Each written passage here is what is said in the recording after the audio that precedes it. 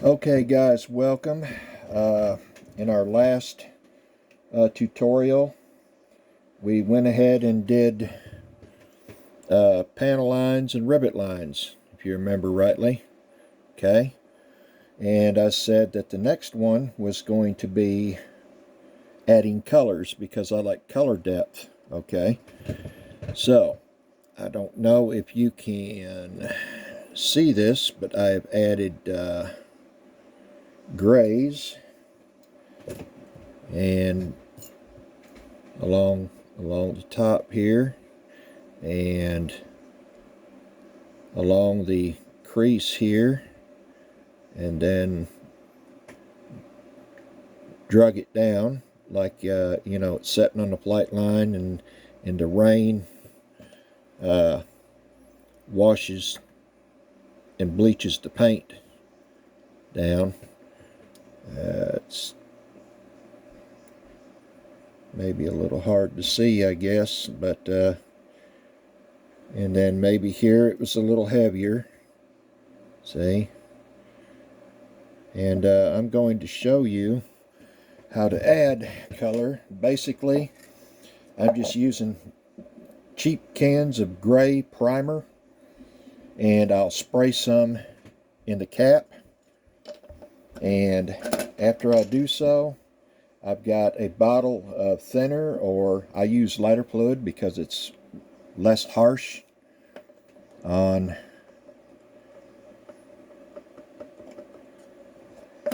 your paint. I'm gonna have to spray some more gray in there. I let it dry up on me. Give me just a second. Let's see. Is that my gray? No, that's not the one that I want. Let's go with this one. Okay, just a cheap gray. So I put a little in the bottom of that. Okay. Now the idea is to thin the paint. You don't want it real thick and cover up everything else you've done. So I'm going to my lighter fluid. I'm going to the paint. Okay. And let me see if I can get in a position here. And I'm just kind of dabbing it through here. Okay. And then I'm going to take and thin it again with the lighter fluid because it went on a little heavy. And the lighter fluid really allows you to spread it out good, however you want it. Then you can take a dry brush, I like horsehair, and drag it down just like that. Just drag it on down. And this gray isn't going to show up in the dang light that I've got real well. Let's go ahead and apply some more. Let's see. Let's say maybe right here. And we'll grab that and drag it down. And maybe a spot there. God dang it. And drag it down.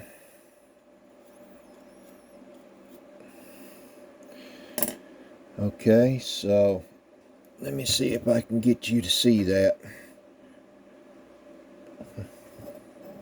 I may have to play with the camera and the light a little bit.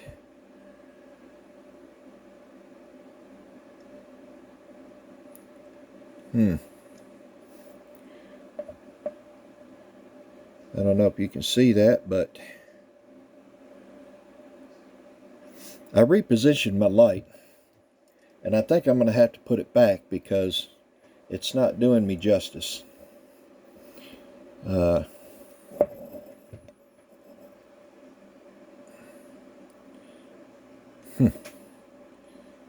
Anyway, you can see a little bit there.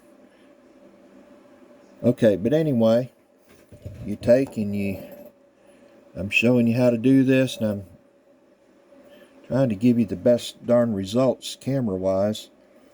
So I'm going and I'm thinning my paint a little bit, and maybe I want a little more right down here.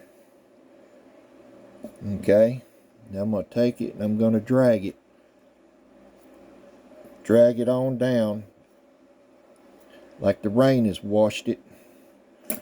And some will stay in the crease, and that's good. Let me see if I can shine a flashlight on that for you guys. See if that helps any. It probably won't, I don't know. Yeah, so you can see it now. Drag down the side there. Okay, so now what I like to do too is, I'm a man of color, I guess, and I like color depths. Now, anybody who's ever worked on helicopters know these tail booms. All right, on the shaft cover. This is the shaft cover. Okay, there are steel hinges along here, like a piano hinge, all the way along there, and them doors fold open, and then they button at the top. Okay, but them doors fold open either side, so the shaft can be worked on. Okay, because there's joints in there, universals, whatever you want to call them, that need to be worked on, lubed, and what have you. Okay, so anyway, the point is, them piano hinges have different metals other than aluminum, normally steel, okay, or some kind of steel, tin, whatever, okay, and they rust. Okay, so I've got a rust color primer. Dun, da, da.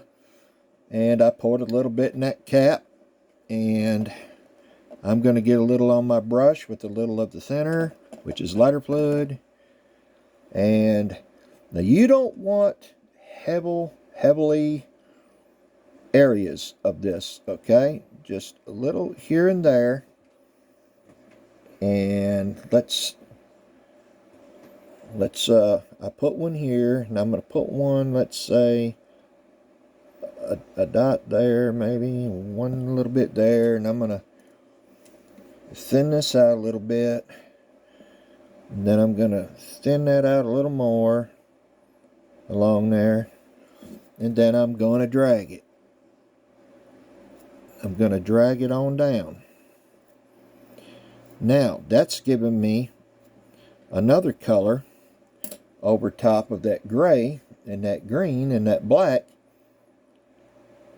that is looking pretty super. Okay, now I'm dragging.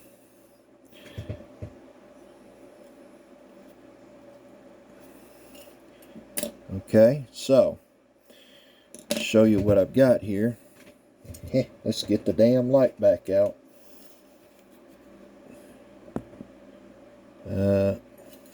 Okay.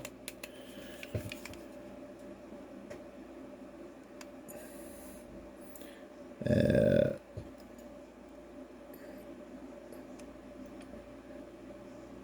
hope you can see that, but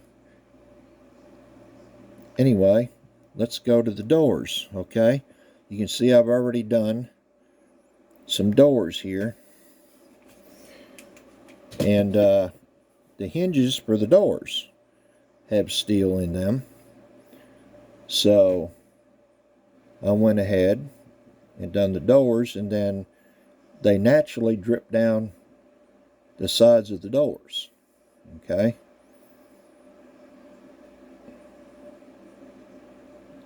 there we go. So kind of get an idea of what that looks like. Now I saved a door on the other side. Oh, and on the bottom there's a big door also where I have done the hinges. Okay,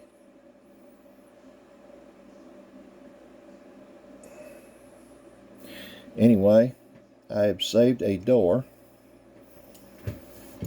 on this side. And I'm going to show you how to drag that on down. Getting into my lighter fluid again. Then into my paint.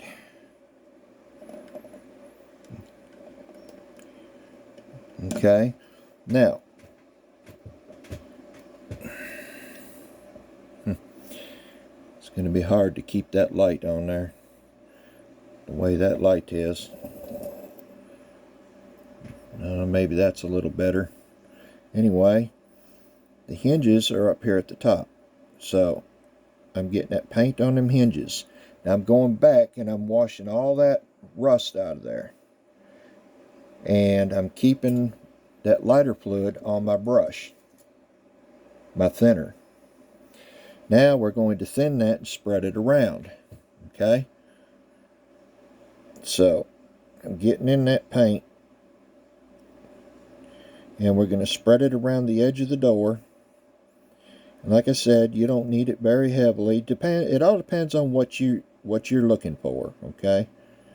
Let's get some more lighter fluid. Thin that out a little more.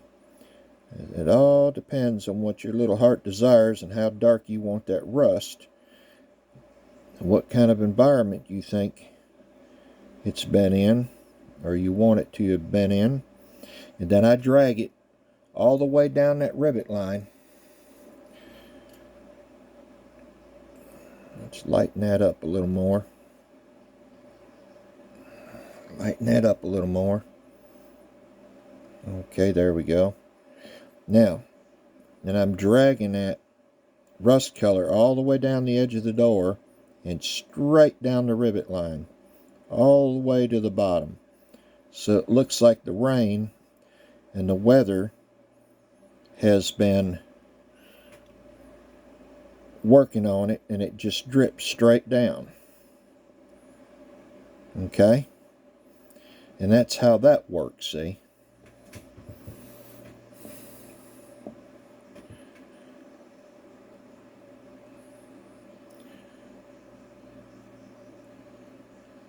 So the purpose of this video is to get you to not only use your dark wash for your panel lines and your rivet lines, but to add different colors on top of that in areas to add more depth to the skin of the chopper, and it looks more realistic as to what you would see out there. And you can see my grays along there and pulled down the boom there where the paint has faded, and you know, the olive paint is faded and sun bleached and has dripped down the sides. Okay, so let's see. I think that's all I really want as far as rust on this thing. There's really no more doors with steel hinges. Yeah, there might be one up under the engine there. I will attack that later. But anyway, so now that I've got black, I've got gray on top of that, and I've added some rust in areas, okay? The next thing I'll probably do is use a whitewash, and I will probably use that in areas where I think paint has faded maybe a little differently, like up near the front, on top, you know, where the paint is faded a little different, and using the same technique, okay? So, you know, the purpose of this is to get you into different colors, adding depth to your model, okay? That's the whole purpose of this. So let me just see if I can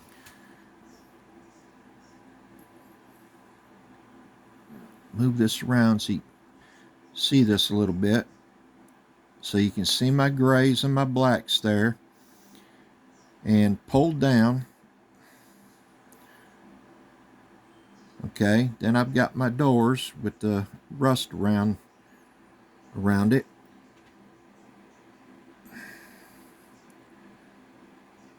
Okay.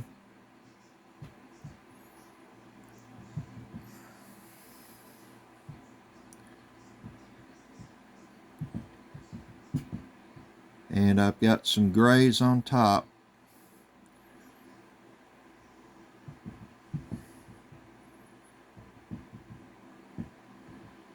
Okay, so I've got a long way to go as far as finishing the weathering on this. A long way to go. You see my grays there, pulled down the side. Okay, and you can see it on the top, because your rotor is constantly, the wind off that rotor is constantly beating that paint. Okay, there's the rust around the doors and the hinges.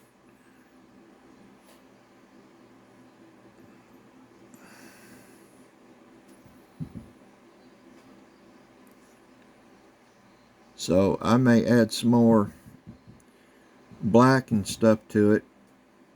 Like I said, I've got a long way to go, but I'm just showing you how to add these colors and get the look you're looking for. You see that tricolor depth right there with the black and the gray and then the rust. Like I said, it don't have to be real heavy, just real subtle, but that all depends on you and what you want. I'm not looking for a real heavily, weathered chopper here, just something that's been sitting out on the flight line, because these choppers very, very rarely get cleaned up. Okay, they sit out on the flight line day after day in that hot sun or wherever. This chopper is, like I mentioned in the post, going to be from Fort Bragg, North Carolina, and setting out on the flight line back in 1983, and depending on what unit and where it's at in the U.S., or if they've got Apaches in other parts of the world, depends on the climate, on what colors you have, and But in North Carolina, we have, instead of sand, you ever heard of red Georgia clay? Well, North Carolina red Georgia clay. There's red clay all over the South in the United States, okay? As far north as Kentucky and as far south as southern Georgia. And Mississippi, Alabama, Tennessee, it's all got it. Okay, so I'm thinking about even taking some clay color and dabbing it up underneath and weathering it in a little bit where it was real dusty maybe, and some clay dust and stuff got up on it. But and you can see how I've done the panel lines with the black wash. We covered that in the last one. Yeah, you can see them colors real good now that I've moved around. But anyway, that's going to conclude this video or tutorial, and I'll be doing another one soon on a little more weathering on this thing. So stay tuned, and thanks for watching.